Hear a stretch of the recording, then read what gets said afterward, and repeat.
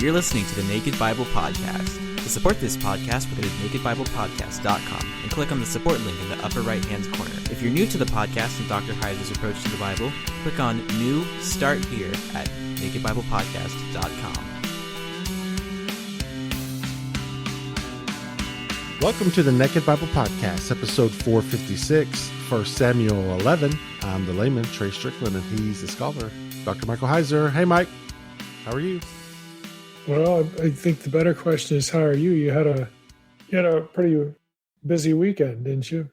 Yeah, a week ago. I did. My kids are playing basketball for their schools, and we had 8 games over 3 days. So they both had 2 tournaments and regular season game followed by 2 tournaments. So I've been busy playing basketball, or watching basketball, that is. And the good thing is my son, they won the consolation bracket. They lost their first game, and then they won the consolation. And then my daughter, they won the championship in their tournament. So that was good. Oh, wow. Yeah. Yeah. Well, congratulations. Yeah. Yeah. So it's that time of year in my life where the kids are just now starting sports, 7th and 8th grade. And, that's just basically what my life's pretty about much monopolizes your time. Yeah. Yeah. Which is great because I waited over a decade for this time to come. Because, obviously everybody knows I'm a big sports guy. So to have my kids play, it's fun to watch. So it's the best Christmas gift, Mike. Since Christmas is basically this week, tomorrow. Yep, right around the corner, yeah. Nothing like that going on here. The only marathon we have over Christmas is we all get together and watch the Lord of the Rings trilogy. I don't think we're going to be able to do it back to back to back, but we get it in during the Christmas season. Well, do you watch The Hobbit before? No, it's just the Lord of the Rings, just those 3. Rings, yeah. Well, that's a good tradition. Yeah. I think Avatar is out, so I think we might try to go see Avatar in the theaters here pretty soon. So I'm excited. It's only been, over 10 years, 12 years? How long has it been? It's been a long time. Did you like Avatar? Did you watch it? I've never seen it. Oh my gosh, Mike! Well, I didn't see the original, so. Oh, perfect timing then. Now you can watch 1 and 2 back to back. You've got to watch it. It's really good. I have no sense of anticipation at all. Yeah. Well, that's a good thing. Then you'll be pleasantly surprised. You've got to see it though. It's a really good story, and it's pretty good. Maybe I'll give the original a watch then soon.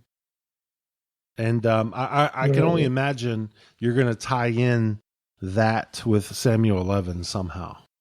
If it has something to do with serpents, I don't know. Are there serpents in Avatar? No, not necessarily. Anything like that? No, not necessarily. But I mean, you could make some kind of data point there somehow, some way. Make something out of it. Yeah. I'll let you know at the end of the episode. Well, we'll see. Yeah, we'll see. All right, well, let's just jump in here. This is 1 Samuel 11. And the serpent talk might sound surprising, but if you listen to the last episode, I sort of ended the last episode with a hint that 1 Samuel 11 has something to do with, the serpent of Genesis 3. Well, we're going to explore that. I'm not entirely sold on the idea, but I want to expose the audience to it just to see, let you all know about it, and then you can judge that and see what you think. But let's start in here and read the passage first. And it's not very long, so we can read the whole thing. This is Saul's defeat of the Ammonites, at least on the surface. But again, there might be something lurking underneath here. So 1 Samuel 11, I'm reading from the ESV, says, Then Nahash the Ammonite went up and besieged Jabesh Gilead. And all the men of Jabesh said to Nahash, Make a treaty with us, and we will serve you. But Nahash the Ammonite said to them, On this condition I will make a treaty with you, that I gouge out all your right eyes, and thus bring disgrace on all Israel.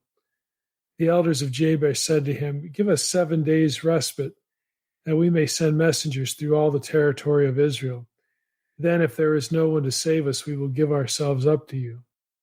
When the messengers came to Gibeah of Saul, they reported the matter in the ears of the people, and all the people wept aloud. Now behold, Saul was coming from the field behind the oxen. And Saul said, "What is wrong with the people that they are weeping?" So they told him the news of the men of Jabesh. And the Spirit of God rushed upon Saul when he heard these words, and his anger was greatly kindled. He took a yoke of oxen and cut them in pieces, and sent them throughout all the territory of Israel by the hand of the messengers, saying, "Whoever does not come out after Saul and Samuel, so shall it be done to his oxen." Then the dread of the Lord fell upon the people, and they came out as one man. When he mustered them at Bezek, the people of Israel were 300,000, and the men of Judah 30,000. And they said to messengers who had come, "Thus shall you say to the men of Jabesh Gilead, tomorrow by the time the sun is hot, you shall have salvation." When the messengers came and told the men of Jabesh, they were glad. Therefore the men of Jabesh said, "Tomorrow we will give ourselves up to you, and you may do to us whatever seems good to you." And the next day Saul put the people in 3 companies, and they came into the midst of the camp in the morning watch, and struck down the Ammonites until the heat of the day. And those who survived were scattered, so that no 2 of them were left together. Then the people said to Samuel, "Who is it that said, 'Shall Saul reign over us?' Bring the men that we may put them to death."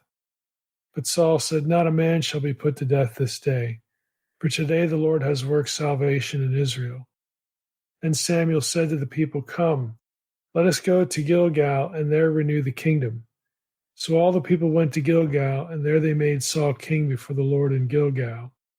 There they sacrificed peace offerings before the Lord, and there Saul and all the men of Israel rejoiced greatly.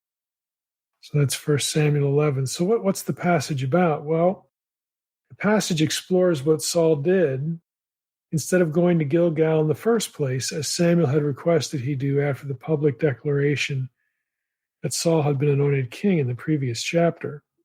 In that sense, it details what Saul was doing amid his failure to, again, initially obey Samuel to go up to Gilgal. But on the other hand, it also details Saul's lone real success. Since 1 Samuel 11 ends with Samuel again exhorting Saul to go to Gilgal, along with the rest of the people, we can view what happens with the Ammonites as something desirable, but for a later time. Saul's disobedience came in disregarding Samuel's request and the timing of the events, but God still allowed him to accomplish what he did versus the Ammonites. So, in a nutshell, that's what we read, or what we just read in 1 Samuel 11, but there's a wider picture here. And I want to jump right into this because you probably already picked up on it. Saul is fighting Nachash, which is the same word as in Genesis 3, for the serpent. It just happens to be the king of the Ammonites, as he's identified a little bit later in chapter 12. But we could intuit that from chapter 11, what we just read. So what's up with Nachash, the Ammonite?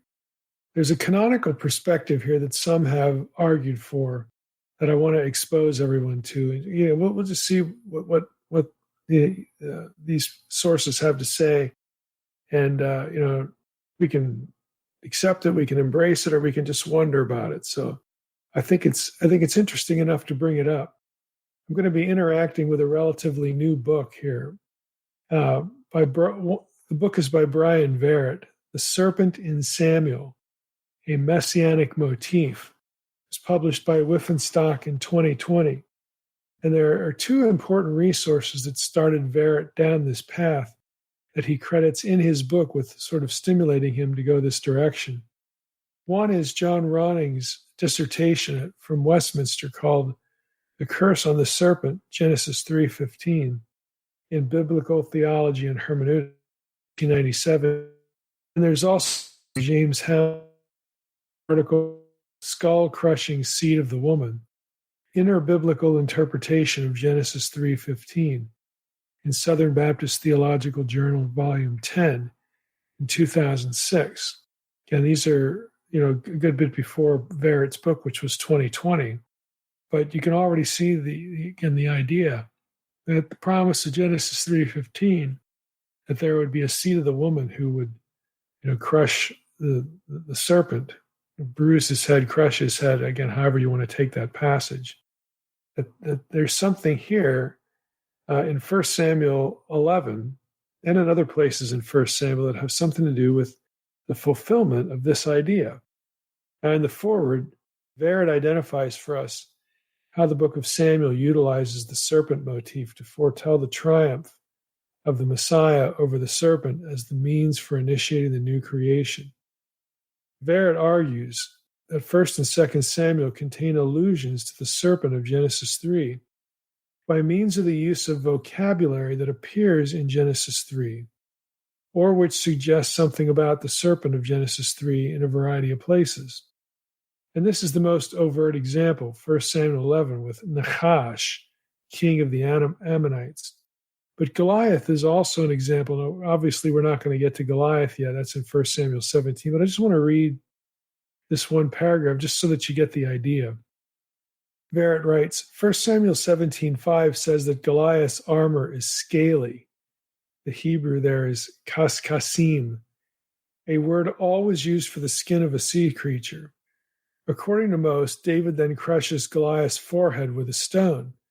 Then he falls with his face, and therefore his mouth, think of the serpent now, to the ground immediately before David decapitates his head. Perhaps the text intends to allude to Genesis 3, when God's judgment falls on a scaly foe whose mouth is on the ground and who dies from a strike to his head. And you see just from that paragraph that there, on the surface, it looks like there's some relationship going on between part of the way Goliath is described and what goes on in Genesis 3. So Verret's thesis that he's going to, take into the book and he's going to deal with in 1 Samuel 11, at least if we're going to try to describe how he's going to do this. His thesis is this. He writes, my thesis is that the Samuel narrative contains a serpent motif, and that this motif's significance within Samuel is to present the seed of David as the promised seed of the woman from Genesis 3:15, who will defeat the serpent and reign as king in the new creation, unquote. Verret devotes space to studying the serpent motif in general in his book. He argues, for instance, that the serpent is one who opposes God or expresses enmity against God by questioning and contradicting God's word, tempting and deceiving God's people, and exercising authority over humanity. He also argues that the serpent was no mere snake. He is a cosmic enemy of God, and as the biblical story moves on, he's the enemy of God's Messiah. Now that ought to sound familiar because in Unseen Realm, I argue that we're not dealing with just a member of the animal kingdom in Genesis 3 as well. Verret also argues that there are numerous key words, images, and concepts that later biblical authors could use to allude back to the serpent from Genesis 3. And lastly, the point of the Lord's promise of the seed of the woman was not only to defeat the serpent, but also to restore the world and humanity to an Edenic-like state in which none of the serpent's influence or effects appear. Now, Lightheart, in his commentary on Samuel, we've quoted him before in previous episodes, he's aware of this motif, and I like the way he captures its use. He writes, Israel's new Adam-like kings must crush the heads of their adversaries. So this is what they're kind of angling for, again, what Verret especially is angling for in his treatment of 1 Samuel 11. So to expand a little bit on it, in other words, the kingship to which the Torah and other biblical material refers to positively, and we tracked on that ground before a couple episodes ago, the positive kingship to which the Torah and other biblical material refers are successive fulfillments of Genesis 3:15, leading to the ultimate king, the Messiah, who would be from Judah. Each king, ideally, was supposed to be the spiritual leader par excellence, re-defeating the earthly and cosmic enemies of God and God's people. Remember when we talked about kingship, the positive kingship idea, it was, again, this idea that the king was supposed to be the spiritual leader. That was the kind of king God wanted. Saul, it's going to turn out, isn't that man. But this was the goal. Secondly, we should recall that the people wanted a different kind of king, a military deliverer for national security. They do not have a spiritual leader in mind when they express the desire to have a king like other nations' kings. Those kings were military leaders, not Torah followers.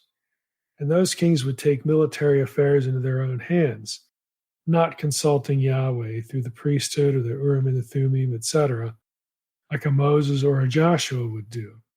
They wanted judgeship made permanent for earthly safety and deliverance.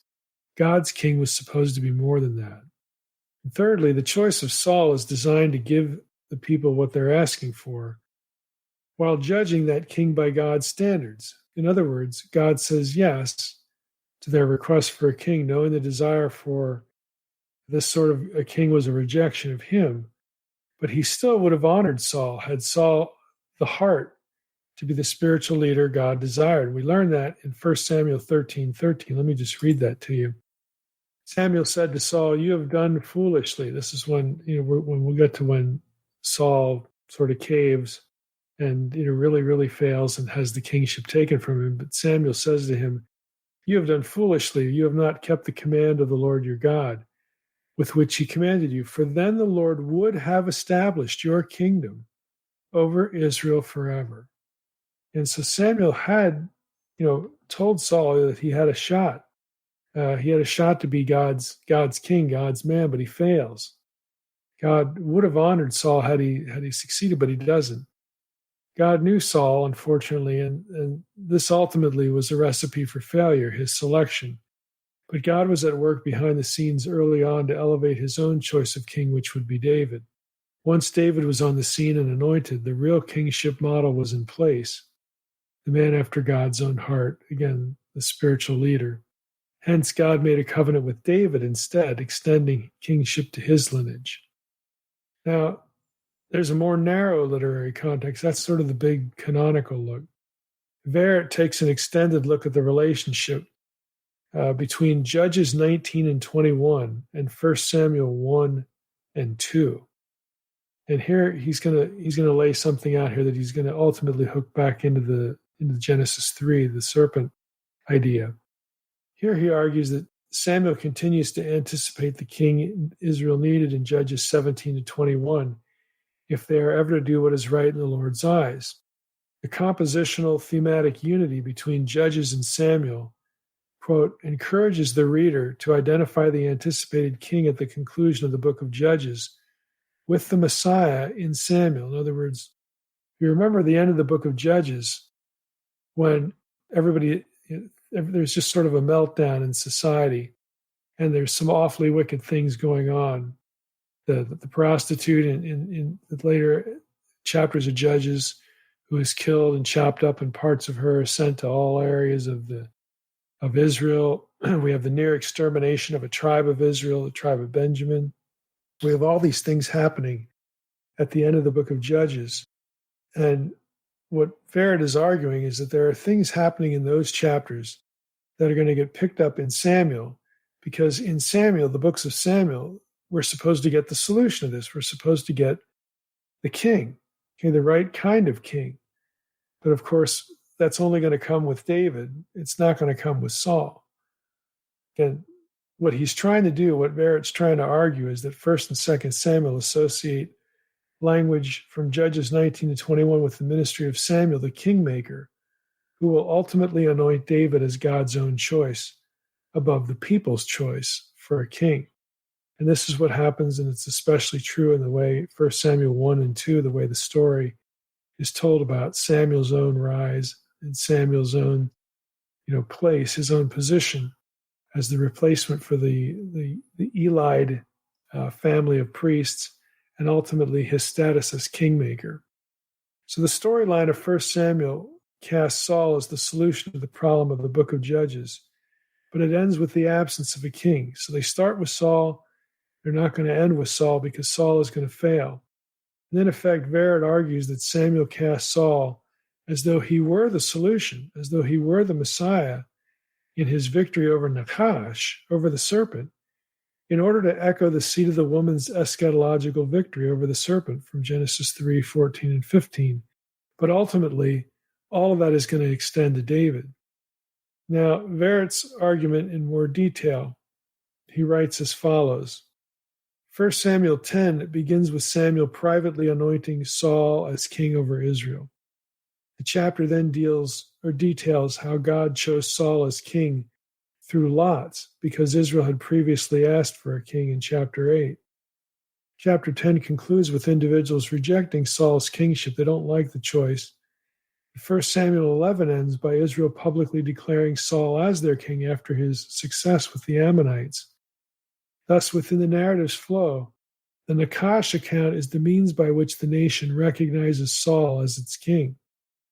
In his own commentary, David Sumora agrees with this about 1 Samuel 11. He writes, quote, "The present chapter marks the transition from Samuel's judgeship to Saul's kingship, and here Saul is formally established as king," unquote.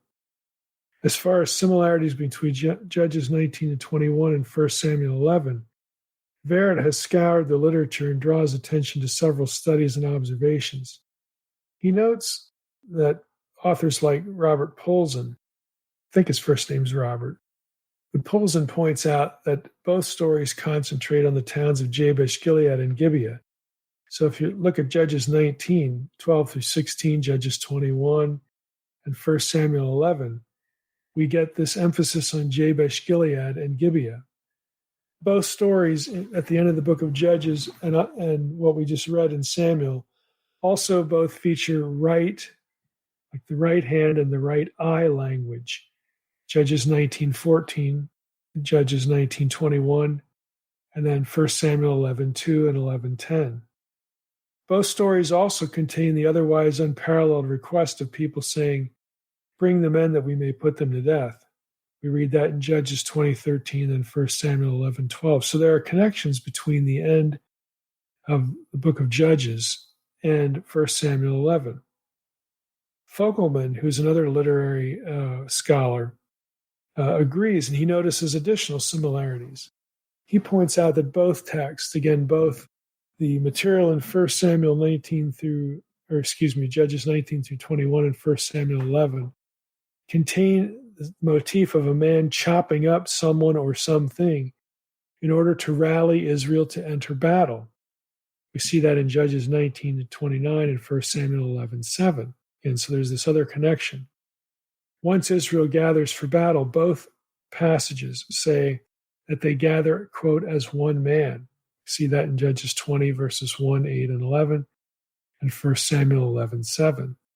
Furthermore, both texts contain sons of worthlessness who act wickedly. It's Judges 19:22 and 20:13, and 1 Samuel 10:27, which is a cross-reference to 1 Samuel 11:12. And lastly, Samora, again in his commentary, recognizes that after both texts record the cutting of the concubine and oxen, and the cutting of this victim in pieces, one is a woman, the other is this yoke of oxen. The pieces are, quote, sent throughout all the territory of Israel, unquote. That's Judges 19:29 and 1 Samuel 11:3 and 7. So, I go through all that just to establish the fact that there's a connection between Judges 19 through 21 and for the early chapters of 1 Samuel and 1 Samuel 11. And Verrett wants to point this out, because the problem at the end of the book of Judges is Israel needs a king because everything's going crazy. And we're going to get a king through the kingmaker is Samuel in the books of Samuel. And that king is going to be Saul, and he's going to prove his worthship beating the serpent. Again, it's the same word as occurs in Genesis 3. So what's the point? Again, the point is these interconnections between these two passages show us that 1 Samuel 11 marks the beginning of the solution of the chaotic state of affairs of the Judges period. And that is, Saul's kingship begins in 1 Samuel 11, but his kingship, unfortunately, will be short-lived because of his spiritual ineptitude, whereas it could have been, something that, God would have honored. We just read that verse in 1 Samuel 13. Samuel, unfortunately, is going to have to judge Saul. Saul is going to overstep Samuel's priestly authority as we keep reading past chapter 11, and his kingship is going to be very short-lived. Due to the state of affairs Israel is left in at the end of Judges and the demise of the Elite priesthood, Samuel is God's prophet to fill the spiritual void. And Saul was supposed to honor Samuel's status and leadership, but he doesn't do that. And so the whole arrangement just sort of falls flat when it could have succeeded quite well. And we get hints of how it could have succeeded in 1 Samuel 11. Now, what about Saul as the seed of the woman, this messianic figure, in light of the connection between these two sections? Barrett writes as follows. He says, the Nachash narrative in 1 Samuel 11 contrasts material from Judges 19 through 21. In Judges, after sexual abuse occurred, disseminating human body parts throughout the tribes caused Israel to assemble as one man to battle against one of its own tribes because Israel had no king. In Samuel, Saul disseminates oxen parts throughout Israel to rally Israel as one man in order to battle against a foreign people, the Ammonites of 1 Samuel 11, because Israel did have a king in this case. Saul, of course, from 1 Samuel 10. 1 Samuel 11 uses Saul's rise to kingship to present Saul as the king who remedies the problems of Judges 19 through 21. Since 1 Samuel 1 and 2 presents the Messiah as the one who will reverse the problems of Judges 17 through 21, Saul comes off as though he were the messianic deliverer in 1 Samuel 11 when he appears to be the expected king from, that's going to reverse the Judges situation. It is on account of Saul's messianic presentation that 1 Samuel 11 encourages the reader to interpret Nachash as a character within Samuel's serpent motif. We have seen that Genesis 3:14 and 15 anticipates the seed of the woman, the royal eschatological deliverer, and that he will defeat the royal serpent, the Nachash, that reigns as king over this world. Building on Judges 19 through 21 and 1 Samuel 1 and 2, the Nachash narrative here in 1 Samuel 11 casts Saul as if he were the promised Messiah from 1 Samuel 2:10, whom Samuel presents as the royal eschatological deliverer from the Pentateuch. Seen in this messianic light, one would expect Saul to defeat the serpent and thereby secure his royal kingship. This is exactly what one finds in 1 Samuel 11. By conquering Nachash, the serpent king, Saul, the Messiah, delivers Israel and secures his kingship. Again, he's going to lose it in a matter of moments, but this is the overall big picture again. And I just wanted to read through some of that stuff. I know it's dense, but just to suggest to you that there's really something going on here between the end of the book of Judges, the beginning of the book of Samuel, and 1 Samuel 11 being a portrayal of Saul as a defeater of Nachash, defeater of the serpent. Are we overreading the passage? Well, there it might be. But again, I think it's interesting enough to point out that there could be something like this going on in the book itself.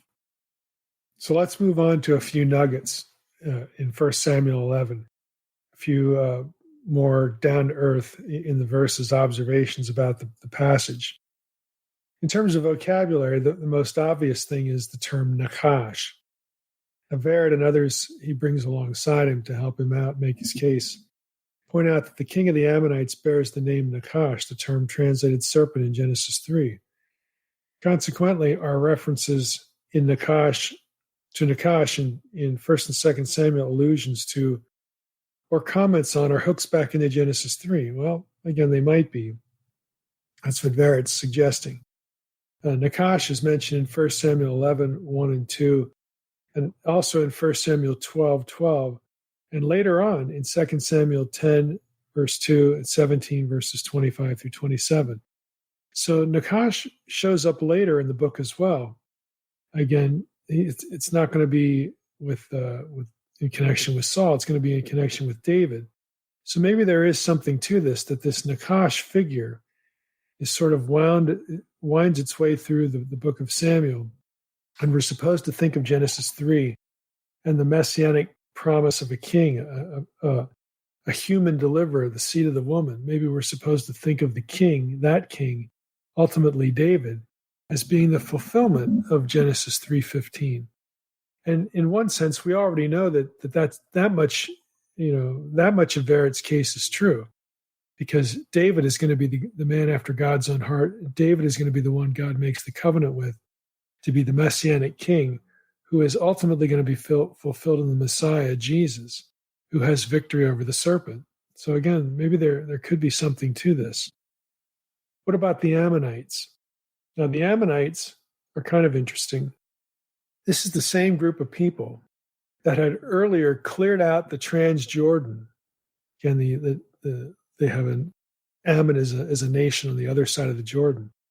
They had cleared out the Transjordan of giant Rephaim that the Ammonites referred to as Zamzumim. This is the same bunch, or the same people group. Moses and Joshua let them alone for that reason at God's instruction back in Deuteronomy 2, 19 through 21. The fact that the Ammonites were loosely related to Abraham through a son born to Lot, Abraham's nephew, also seems to be part of the reason God told Moses and Joshua not to harass the Ammonites. But here in Samuel, the Ammonites were guilty of opening hostilities against Israel at a later time. I'm going to read a little bit from Harper's Bible Dictionary, which notes about the Ammonites as follows. The Ammonites were a people who lived east of the Jordan River in the area of the modern state of Jordan. According to Genesis 19:30 through 38, a son was born to Lot, Abraham's nephew, named Ben-Ami. This child is reputed to be the progenitor of the Ammonites. Conflicts between Ammon and Israel arose early in Israel's history.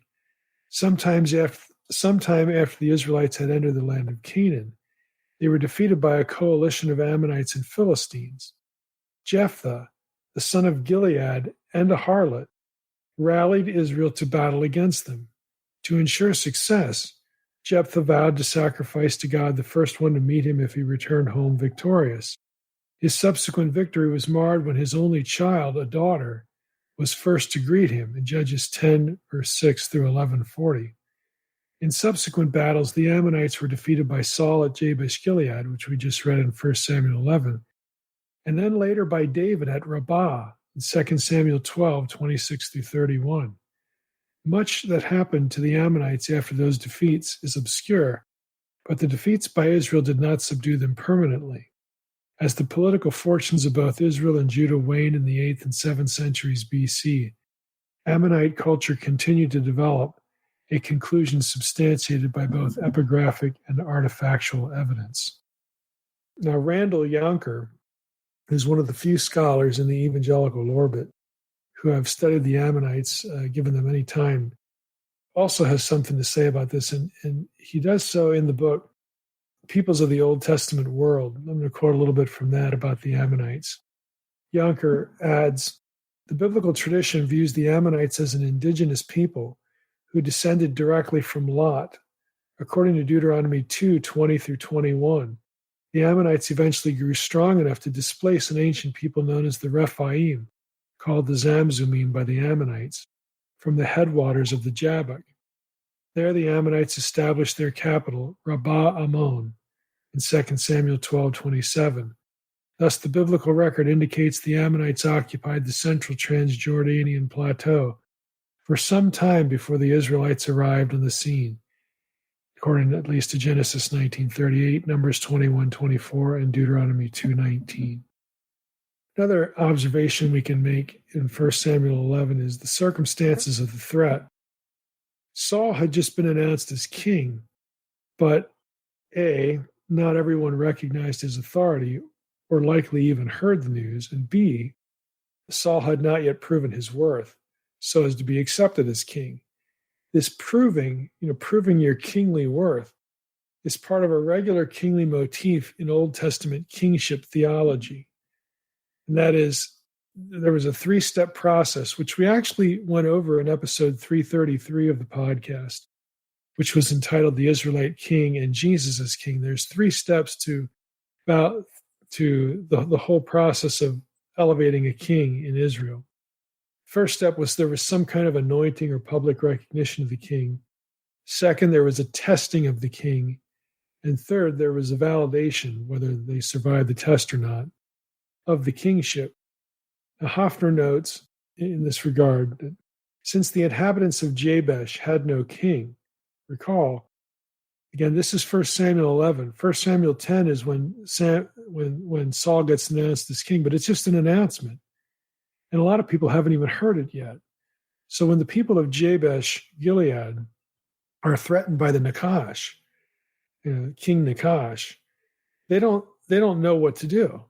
Again, they're not aware yet that Saul has been anointed as king. So Hoffner points out, since the inhabitants of Jabesh had no king, the negotiation was between the, quote, men of Jabesh, the city leaders or elders, and Nachash, the king of the Ammonites. This is partially reflected in the narrative by pronouns. The Jabesh Gileadites first offered a treaty of vassalship, but Nachash wanted more, declaring that they would receive the same treatment he had meted out previously to other Gadites and Reubenites who had come under his control. Again, that's according to the Septuagint, the longer text of 1 Samuel 11. What did he do? Well, Nachash gouged out the right eye of each inhabitant. One-eyed persons, lacking depth perception, could not fight effectively, but they could see well enough to serve their captors. Nachash, not trusting the Israelite men to keep the terms of the treaty, wished to make them incapable of ever resisting him militarily. This was the practical side of the measure, but the text adds that Nachash wished to disgrace all Israel, for the people of Jabesh Gilead were also Israelites. And Hoffner comments, this was like Hitler's yellow star of David, placed on the garment of every Jew in Nazi Germany, which authorized mistreatment by all who saw their condition, unquote. So this whole thing about gouging the right eye out, if you were a foot soldier and you held most people are right-handed, okay, and you would have held your shield in your left hand, that means you're peering out over the shield with your right eye, and you're using your right eye, again, to guide yourself in terms of depth perception, to strike with spear and sword. So this is why they wanted to, Nachash wanted to gouge out the right eye of each man, to make them militarily incapacitated, but yet still able to serve him as slaves. Again, this is why the people were so fearful and why Saul was so angry when he heard it. Another observation, what about the Spirit of God rushing on Saul in verse 6? A search of the Hebrew verb salak, this verb for rushing, shows that in the cow stem, as it is here, the verb often takes a spiritual being as its subject. As Hoffner notes, either the Spirit of Yahweh or the Spirit of God, Judges 14:6, Judges 14:19, 15:14, 1 Samuel 10:6, 1 Samuel 10:10, and 1 Samuel 11:6, and a few later passages. If you look up the verb that occurs in these verses, a spiritual being is the subject of the verb. Either the Spirit of God in those cases, or an evil spirit, 1 Samuel 18:10. It's kind of an with the verb. The other object, people, verb can reach meaning, 2 Samuel 19:18, or be understood as meaning to be effective or succeed or prosper, such as in Numbers 14:41 or Isaiah 53:10, Isaiah 54:17. The response of the Spirit, in this case, though, shows that Yahweh had been provoked to war by Nachash. And God takes it personally. And God is going to be fighting against the serpent king. So again, there's this lurking idea of God versus the Nachash in the backdrop of 1 Samuel 11 that may or may not hearken back to Genesis 3. Saul was now God's warrior, and so the Spirit empowers him. Hoffner observes that in chapter 10, the Spirit of Yahweh had taken control of Saul and thrown him into a prophetic state. But here in chapter 11, its effect is like that produced in Samson. We could look back in Judges 14, verses 6 through 19, and Judges 15:14, where the same thing happens to Samson. It energizes him for battle against Yahweh's enemies. Another observation, what about the battle elements and the use of deception? This is going to be our last observation here. But this is, again, kind of interesting if we look at what's going on again as we read through this account. term translated thousands. Remember, there were all these thousands and thousands of soldiers that were gathered when Saul sent out the pieces of the yoke of oxen, and the response comes back with many thousands of soldiers. The term translated thousands there, elef in Hebrew, can also refer to a group of men, as in a military unit. Consequently, the narrative may be looking at 300 units for Israel's army, with 30 of those coming from Judah. The issue is ultimately tied to the numerical counts for the people of Israel moving into Canaan found in the Torah. Opting for a figurative view of the latter is not undermined by the numbers here. So, the numbers may have been quite a bit smaller than 300,000 and 30,000. So that's a possibility. It might have been 300 units and then 30 units from Judah with a lesser number of men in there, but we don't know. The messengers of Jabesh Gilead, however many there were, ultimately when they see the amassing of soldiers on their behalf, they're emboldened. And Saul says, we're going to fight for you. And then the messengers of Jabesh Gilead go back to Nachash with a cryptic response. Remember, they asked for a certain number of days to figure out what they were going to do. So they go back to Nachash with a cryptic answer after they discerned Saul had mustered an army in their defense. And in verse 10, we read this. It says, "Therefore the men of Jabesh said, 'Tomorrow we will give ourselves up to you, and you may do to us whatever seems good to you.'" So tomorrow we'll be back. We're going to give ourselves up to you, do whatever seems good to you. Now, the interesting thing here is the verb translated "give ourselves up," to give up or give up or give over, is the Hebrew lemma yatsah, which can also mean come out or come to. And it's a term that is often used to go out to battle. What is Nachash thinking when he hears this? Is he thinking that the men of Israel are going to come out and let him gouge their eyes out, or is there something else going on? So they're using deception here. They're sort of keeping Nachash in the dark, but they give him a response that says, "Hey, tomorrow, we're going to come out to you," with the implication that supposedly we're going to give ourselves up, we're going to be your servants, and so on and so forth. But that is actually the opposite of what they have planned. So the use of this verb here is intentionally ambiguous, which is kind of interesting because it creates this deception climate, this climate of deception. As Joyce Baldwin notes in her commentary on Samuel, the message contained a clever ambiguity while giving the impression that surrender was intended, but of course it wasn't. This harkens back to another use of deception. We discussed this on the podcast too, in the Naked Bible Podcast, episode 210. We devoted a whole episode to God and deception that I recommend that people go back and listen to. But here again is yet another example of the use of deception in battle. And God is okay with this. In fact, God honors this by honoring Saul's effort on behalf of the men of Jabesh in the defeat of the Nachash. So evil can be opposed by God in God's use of deception if God deems that necessary, if God deems that appropriate. If you go back and listen to episode 210, God and Deception, there's examples from Joshua's wars and Joshua's battle tactics that clearly show God does use deception. We're also going to see it a little bit later in 1 Samuel 16, where God uses deception to protect Samuel from the men of Saul, who by this point, Saul has had his falling out with Samuel and with God, and so Samuel fears for his life, but God protects him through the use of deception. Again, it's just an interesting undercurrent here that I wanted to point out that occurs in this chapter here in 1 Samuel 11.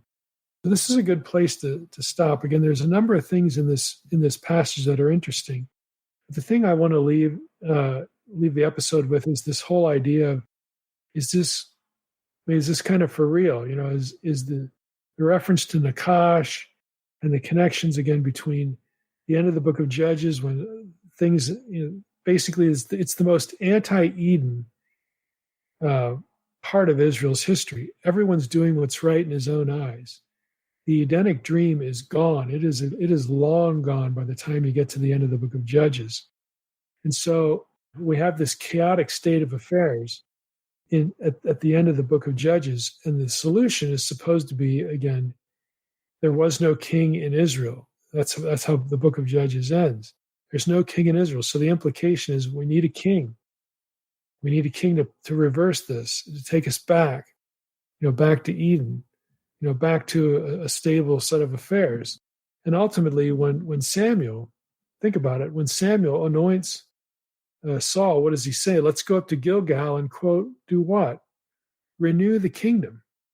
So they have this in the back of their minds that the king is supposed to reverse the effects of what's going on. And this is just the long end of the road after the fall in Genesis 3. But we have this promise in Genesis 3 of a human deliverer.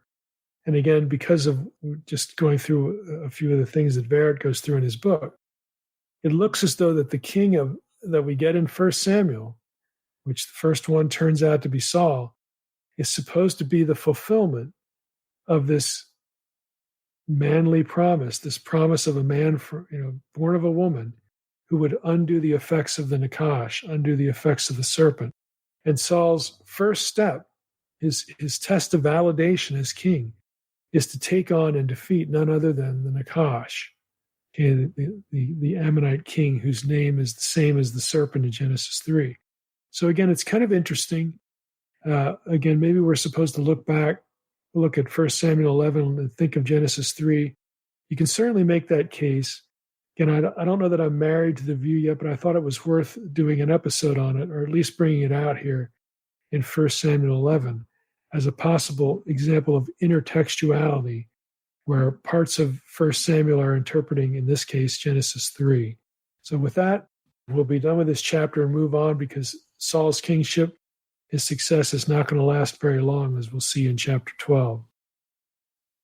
Mike, I have two observations myself. One being, there ain't no way I'm making a Genesis 3 connection with Samuel 11 or Samuel 11 when I'm reading it on my own. So thank goodness we have you and this podcast to connect those dots for us, because it is suggestive. It's kind of interesting. Yeah, absolutely. And then the second observation is, we've been doing this show a long time when you have multiple references back to old podcasts that we've already covered. Yeah. Yep. Pretty for soon, sure.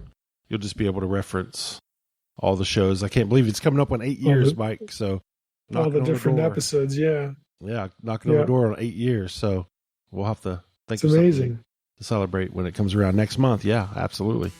All right, Mike. Well, looking forward to 1 Samuel chapter 12 next week, I assume. So we want to wish everybody a Merry Christmas and a Happy New Year.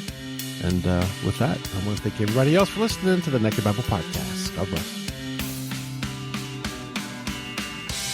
Thanks for listening to the Naked Bible Podcast. To support this podcast, visit www.nakedbibleblog.com. To learn more about Dr. Heiser's other websites and blogs, go to www.drmsh.com.